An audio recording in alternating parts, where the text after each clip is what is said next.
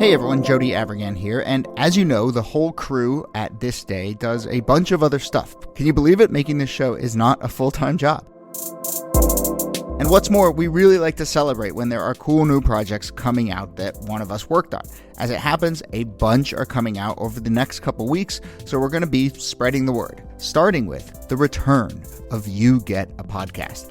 This is the show hosted by our very own Kelly Carter-Jackson, produced by me, all about Oprah Winfrey and her enormous impact on our culture and politics. There's one incredible season already in the books, and now it is back under a new name, You Get a Podcast. But here's an excerpt from the first episode of the new season, which focuses on the daytime talk show scene in the late 80s and the early 90s.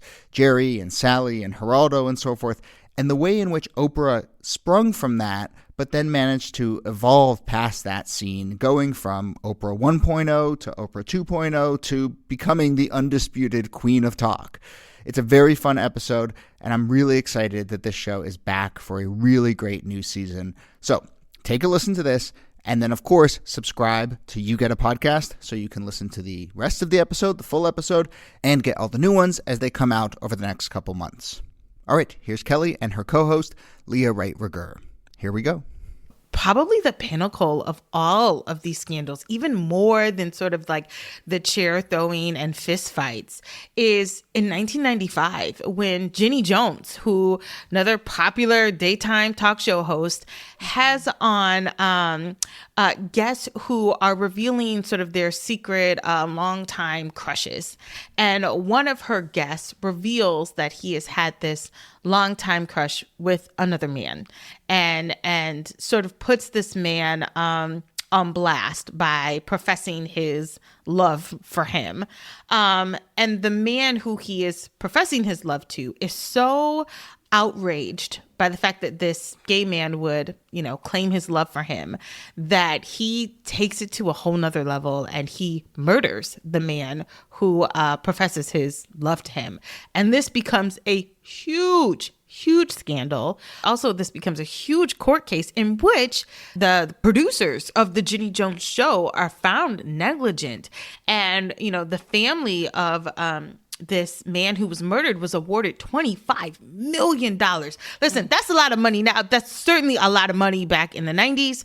And this moment freaks everyone out in the talk show world, because it now means that we can be held accountable for a lot of these shenanigans that are being put up on TV.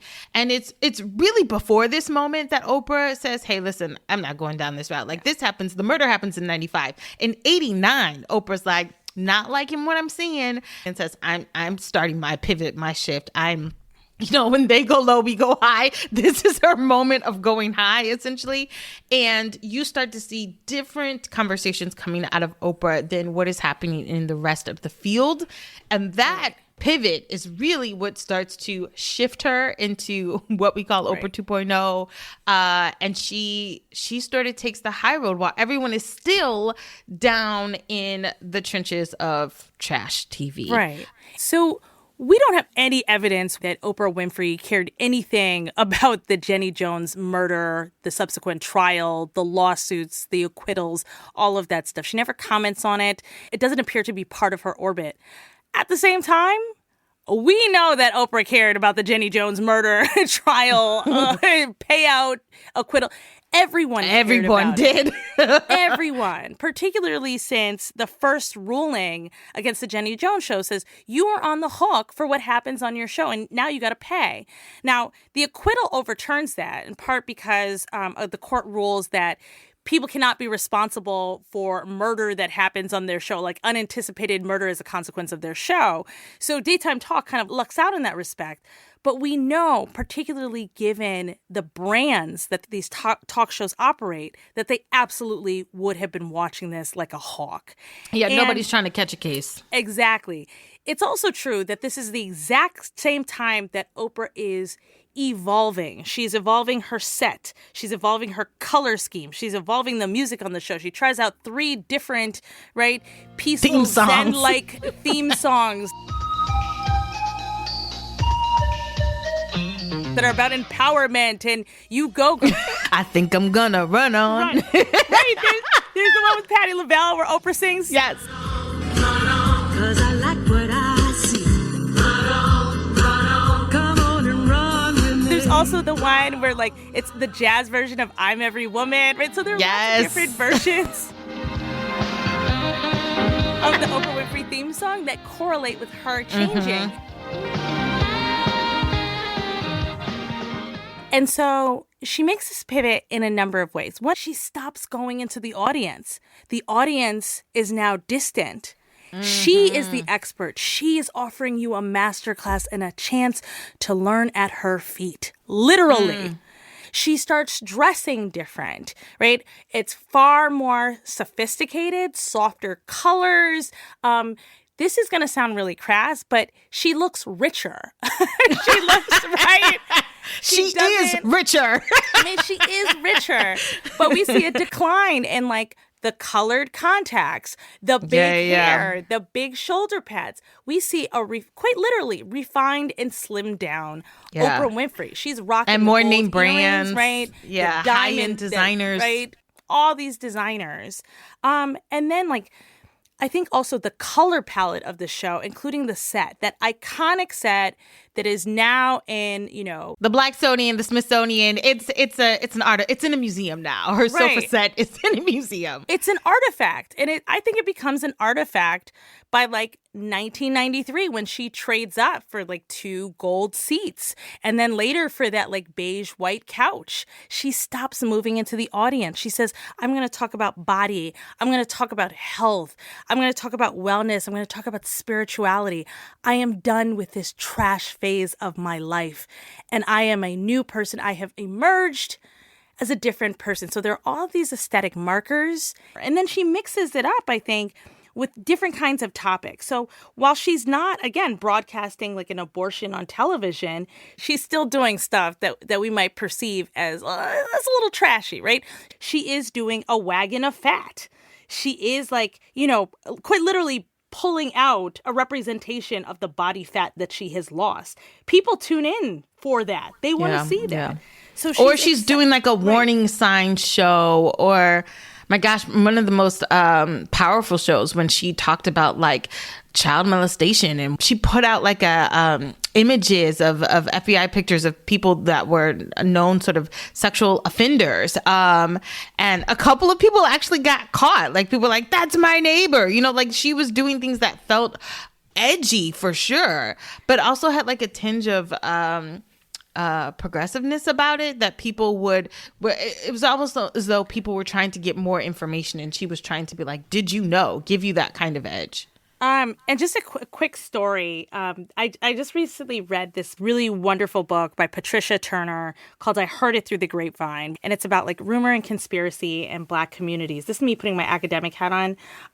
But one of the things that she points out is that like by 1989, Oprah is so popular that there is a prevalent rumor in Black communities that is repeated by not just like ordinary everyday people in these communities, but like Spike Lee is going around repeating it. And that's that Oprah Winfrey had Liz Claiborne on her show, and that Liz Claiborne was like, "My clothes are not made for Black people." And Oprah Winfrey was like, "I can't have a racist on my show. Get off." And Oprah took a stand. And the Oprah Winfrey people were like, "That didn't happen. That has like never, ever happened. Like there's not even like a secret show where that happened." Right? But Spike Lee is still like, "That happened." Right? And Black people are still like, "That happened." But she has attained this like level of preeminence that people are creating myths around her. And so when she pivots in 1989, right, and says, "I'm not doing this anymore. I'm not doing the tabloid. I'm not doing the trash. Like I'm rethinking the entire Oprah brand," I think she has enough clout that it not only sustains her, but it propels her to the front of the pack. For sure.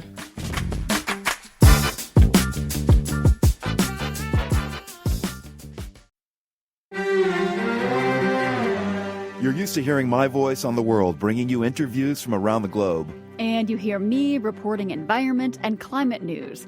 I'm Carolyn Beeler. And I'm Marco Werman. We're now with you hosting The World Together. More global journalism with a fresh new sound. Listen to The World on your local public radio station and wherever you find your podcasts.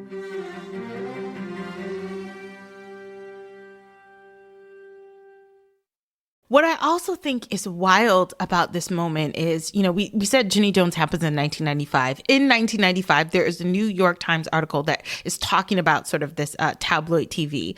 And it says, quote, apologists for the more salacious talk shows like to say that Miss Winfrey's ratings slipped after she declared she would take the high road in the subject matter. They say viewers switched away from Oprah in their desire to see more sexual escapades, violence, and drug abuse.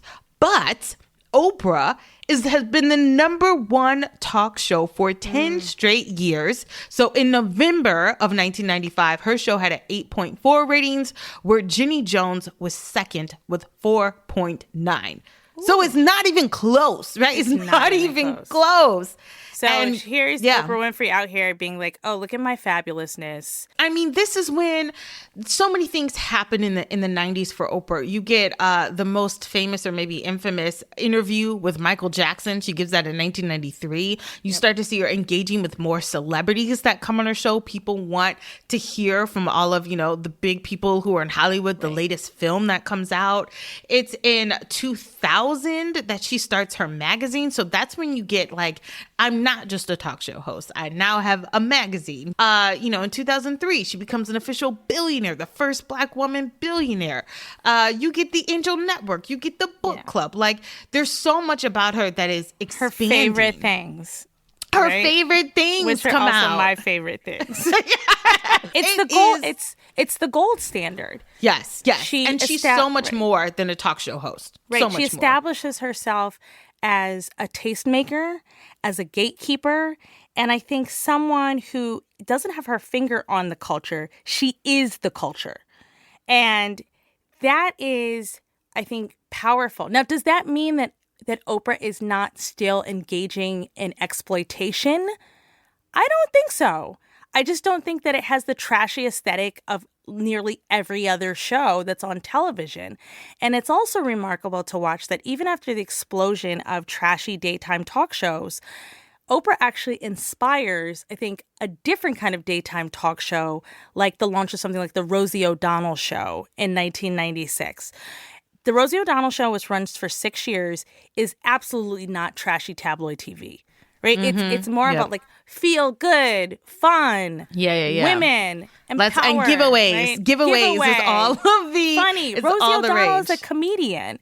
Yeah. And I think that is and you go to these shows to get stuff. Do you know what I mean? And I feel like, if there was a musical artist on, you got their CD, underneath your seat. There's also something I think that's interesting that, like, while Jerry Springer sort of gives birth or rise to Steve Wilkos, when you think about Oprah and her, like, spin-off children, she launches, Dr. Phil and Bob Greene and Susie Orman and Nate Berkus and Rachel Ray and, all of these people that come on her show either get their own shows or get their own sort of fame and stardom, but it's done in a way where it's cloaked in positivity. It's cloaked in maybe a much more progressive or forward thinking, this is how you live your best life moment. Like, people are using these shows as aspiration, right? As something that they want to improve themselves, as opposed to watching trash TV and feeling superior to the people who are on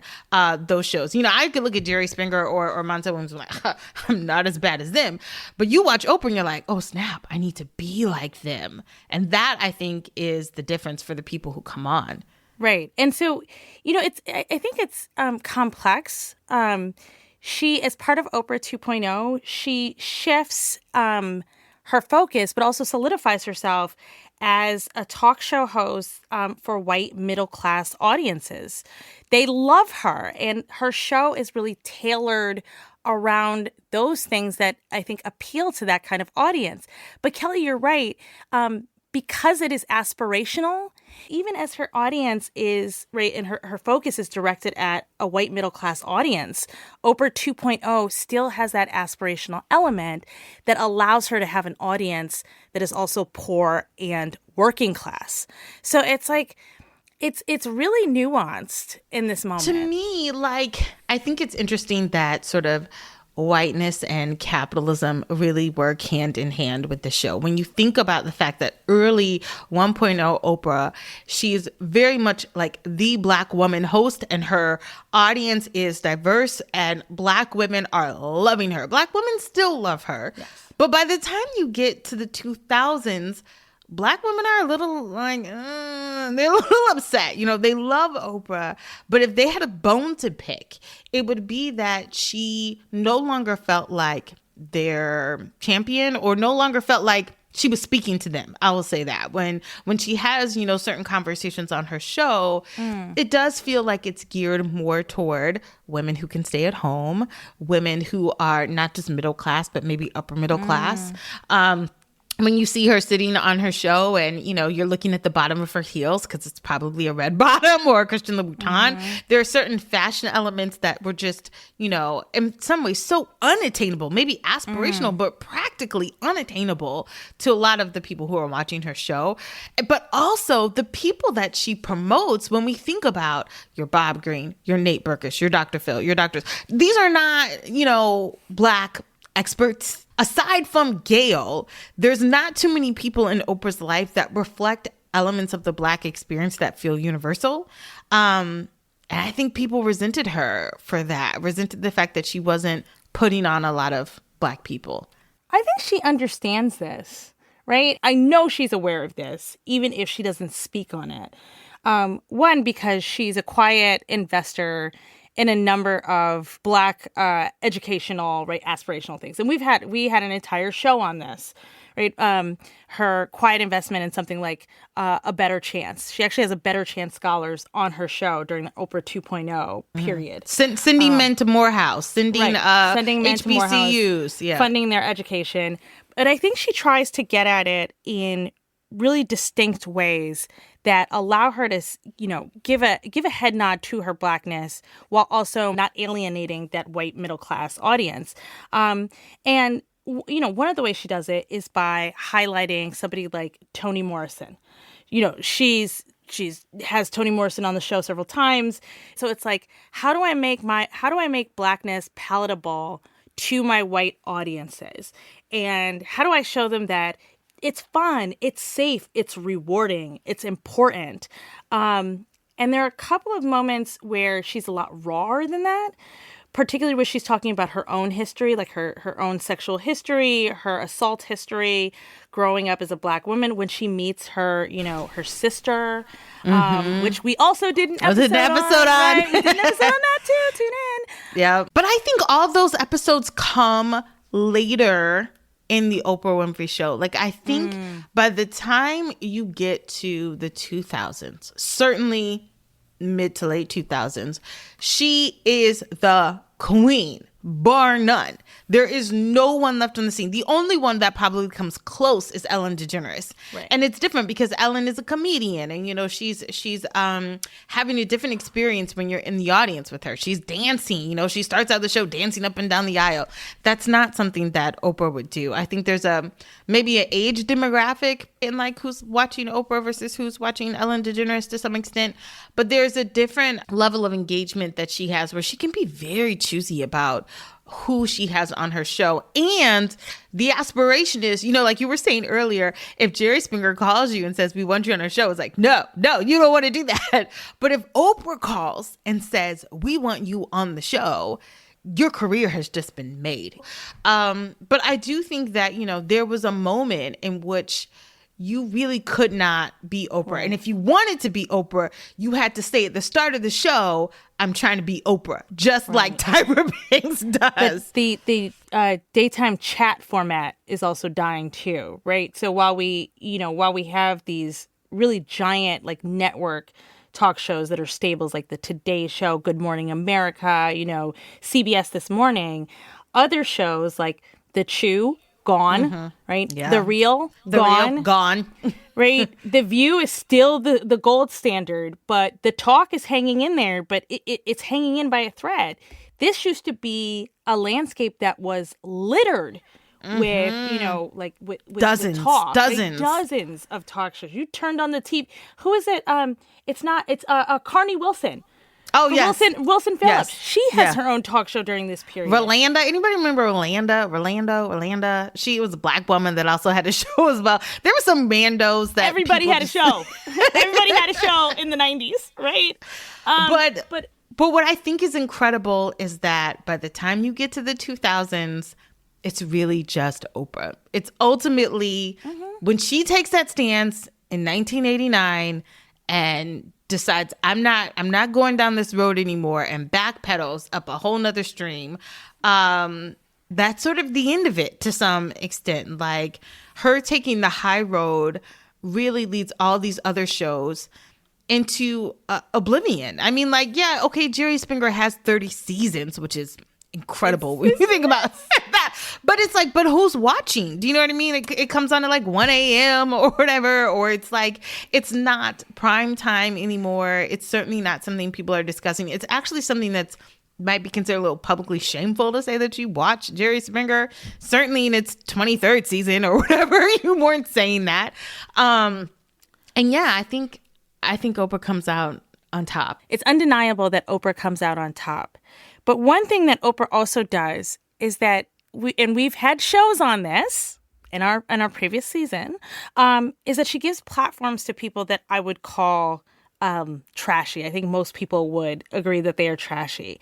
So the king of daytime talk for a very long time, Dr. Phil, there's a shift in his show where he goes from this kind of self-help, spiritual stuff to employing the production staff of the Jerry Springer Show. Wow. So is that trash TV coming full circle? I mean, Dr. Phil was on the air for a very, very long time. His Number one ratings, talk show. His ratings and Dr. Oz's ratings were number 1 and number 2, especially after Oprah is no longer on the scene. What I think is interesting, though, too, is that you start to see the subtle ways on Oprah's show in which some of what we talk about as like deviant behavior or controversial ideas, that line gets blurred, softened, becomes a little bit more seductive. There's some interviews I just remember about Oprah doing, like the Jenny McCarthy and vaccines. Like there is, when she pushed The Secret and, sort of these name it and claim it ideas. There is a lot of those, I think, frameworks that get cloaked in acceptability, but they're really, really problematic when you start to peel back the layers. I mean, Dr. Oz, we've talked about this before. Dr. Oz comes on, legitimate cardiologist. But then you start to hear some of the things that he says on the show and you're like, wait a second. Quite literally selling snake oil. Right? Yes. Yes. Selling snake oil. There's some ways in which she takes herself out of that picture. And then there are other ways in which you see her perpetually dipping her toe in the cesspool that is problematic ideas, problematic conversations, problematic people. Right. It's complex. The only people who are allowed to do trash TV during the daytime are people that Oprah has endorsed. But what happens is I think as daytime TV, trash TV dies off, it migrates. It shifts into reality TV. So reality TV emerges right around like 2001, 2003, but it's always been relegated to the evening, right? Prime time. So we get Survivor, The Great Race, which is like really gentle, but then we get The Simple Life, right? We get The Real World. We get Rich Girls. The Bachelor, right? The Bachelorette. The Bachelor, The Bachelorette. We get Flavor of Love. Oh my right? God. We get The Real Housewives of Pick a City. Pick a city. Right?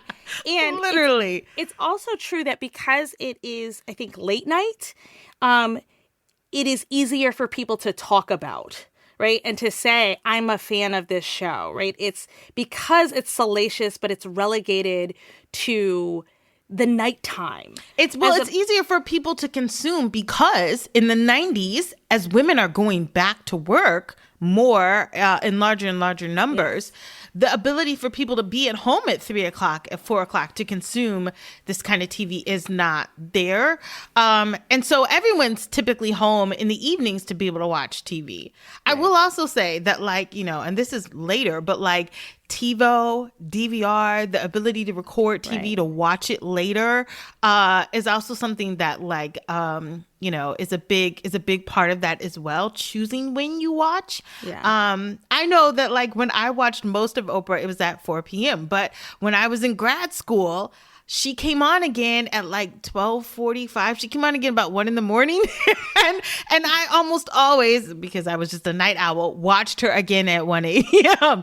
So, but like the ability to be able to choose when you watch, I think is a huge part of that. But I will say she reigns supreme. There is no competition. Even Ellen DeGeneres isn't able to pull off the Queen of Talk, despite her many years, nearly 2 decades on television, right? Ellen DeGeneres ends her show in scandal and disappointment. And so I think, you know, Oprah Winfrey is the undeniable Queen of Talk. So hopefully that gives you a sense of how Oprah has shifted over the years. And if you hear us refer to Oprah 1.0 and 2.0 and even 3.0, you'll know what we're talking about. We did a lot of that in the first season. We did a lot of episodes on some of the moments we mentioned in this episode. So please go check those out. And this coming season, we'll be talking about Oprah episodes from all over the map. We're doing the infamous Forsyth, Georgia show. Remember that, Leo? We're doing Oprah's relationship with hip hop. Also yikes. Also yikes. Oprah's relationship with Gayle and their amazing. Yes, their road trip together. Their amazing, road trip from iconic, California to New York. Aspirational. Everything you want in a friendship. Yes, and a sisterhood, a real sisterhood. So that's what's coming up in our new set of episodes. We cannot wait. We hope that you join us. Tell a friend. Make sure you subscribe to the show. Share the show. Visit the website. Thanks for listening. Class dismissed. Peace out. That's the bell. Class dismissed. Back to the books. Back to the stacks.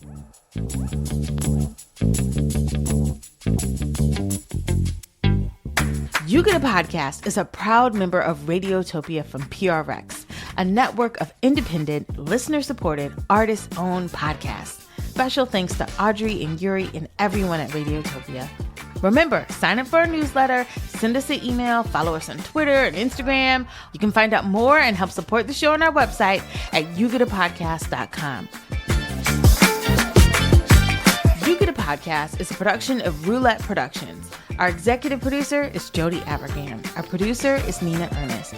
Our beautiful artwork is by Jonathan Conda. I'm Kelly Carter-Jackson. And I'm Leah Wright-Rigueur. See you next time.